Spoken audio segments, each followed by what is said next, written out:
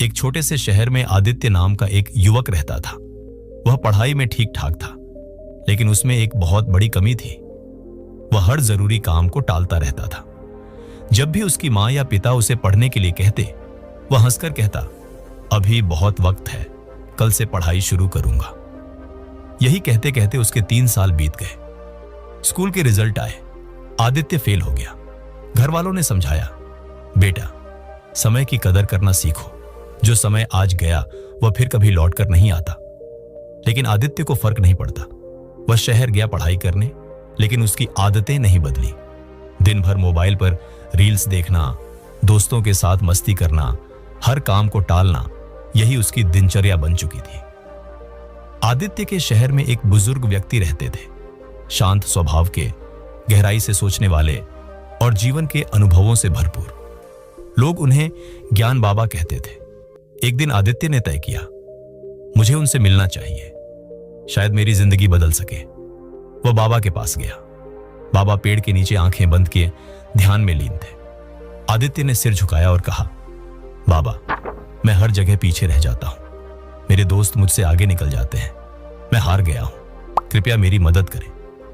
बाबा ने आंखें खोली, मुस्कुराए और बोले, बेटा तुम्हारी समस्या यह नहीं कि तुम काबिल नहीं हो, समस्या यह है कि तुम समय की कीमत नहीं समझते।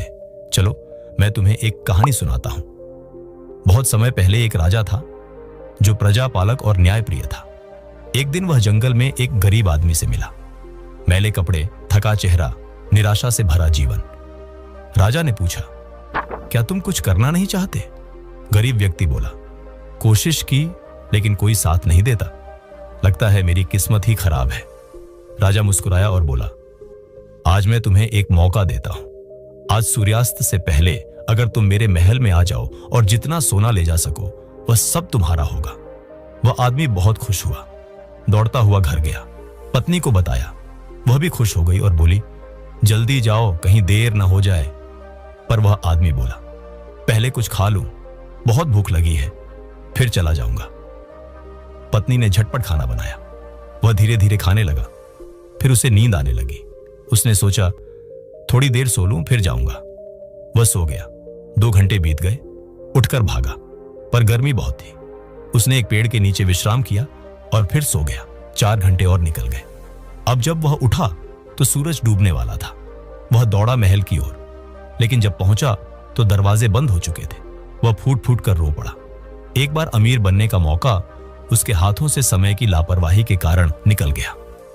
बाबा ने कहानी खत्म की और शांत स्वर में कहा, समय का मूल्य समझो बेटा, वरना एक दिन पछतावा ही बचेगा। आदित्य को जैसे बिजली का झटका लगा। वह एकदम चुप हो गया। आंखों से आंसू बहने लगे। उसने बाबा के चरणों में झुककर धन्यवाद कहा और संकल्प लिया, अब एक पल भी बर्बाद नहीं करूंगा। उस दिन के बाद आदित्य की जिंदगी बदल गई। उसने रील्स देखना बंद कर दिया, काम टालना छोड़ दिया और एक टाइम टेबल बनाया। सुबह 5 बजे उठता, 4 से 5 घंटे पढ़ाई करता, रात में रिवीजन करता। दोस्तों की बजाय किताबें उसकी दोस्त बन गई। कुछ ही महीनों में उसका आत्मविश्वास बढ़ा, पढ़ाई में निखार आया और वही आदित्य जो सबसे पीछे था अब क्लास का टॉपर बन गया। अगर आपको ये प्रेरणादायक कहानी पसंद आई हो तो इसे अभी लाइक करें और अपने दोस्तों के साथ शेयर करें, ताकि वे भी समय का मूल्य समझ सकें। और अगर आप ऐसी ही जिंदगी बदलने वाली कहानियां और रियल मोटिवेशन रोज सुनना चाहते हैं तो अभी हमारे चैनल को सब्सक्राइब करें और बेल आइकॉन जरूर दबाएं, ताकि हमारी अगली कहानी आप तक सबसे पहले पहुंचे।